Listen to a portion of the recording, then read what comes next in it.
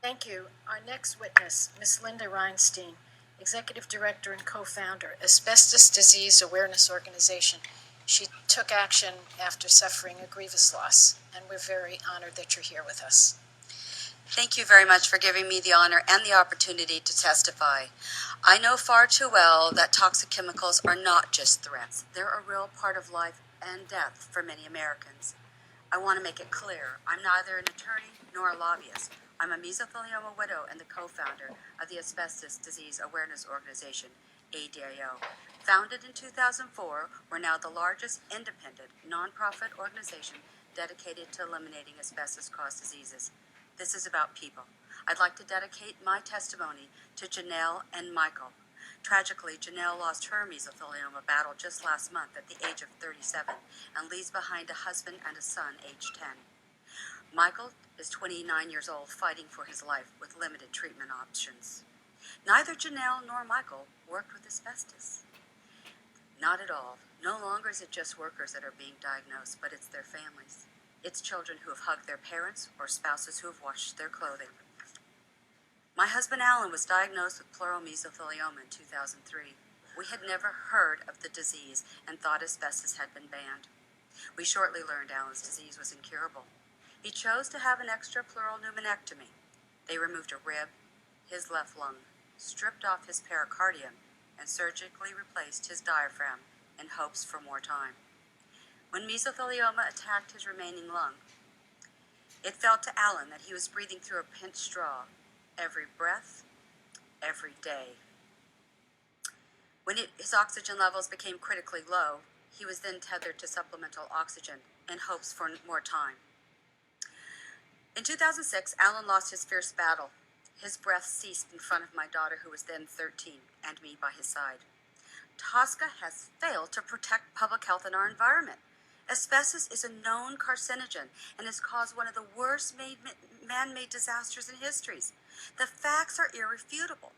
30 Americans die every day from these preventable diseases. The WHO, ILO, EPA, our Surgeon General all agree there's no safe level of asbestos. The fibers are odorless, indestructible, nearly invisible, and can be 700 times smaller than human hair.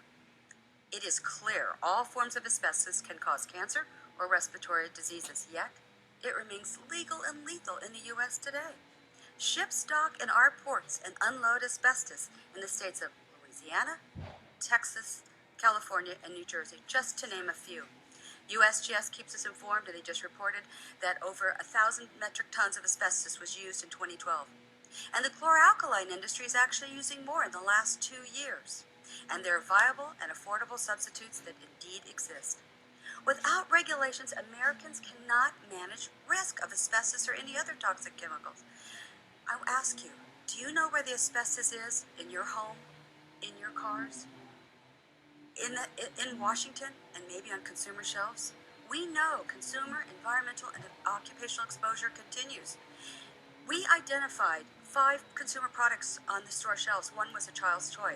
Thanks to Prop 65, we were able to remove that toxic toy from commerce. It was reported that for 2,600 tons of asbestos debris was removed after the Joplin, Missouri tornado. And toxic debris, tons of it, litters the coastline after Hurricane Sandy. Right here under the Capitol, 10 AOC employees were exposed to asbestos. It was so thick they could write their name on the pipe. Each year, an estimated 10,000 Americans die from these preventable diseases. And I'm here to tell you that for each life lost, a shattered family is left behind. Prevention is the only cure. Americans need and deserve legislation to prevent toxic exposure, but S1009 is worse than the current law. It is fatally flawed. It would be nearly impossible to ban asbestos. The lack of deadlines would definitely compromise safety, and we do not need to lose Prop 65 and have preemption impact laws. Congress should draft and pass meaningful TSCA reform that truly strengthens the protection for our families and environment by preventing further use of asbestos. One life lost to a preventable cause disease is tragic. Hundreds of thousands of lives lost is unconscionable.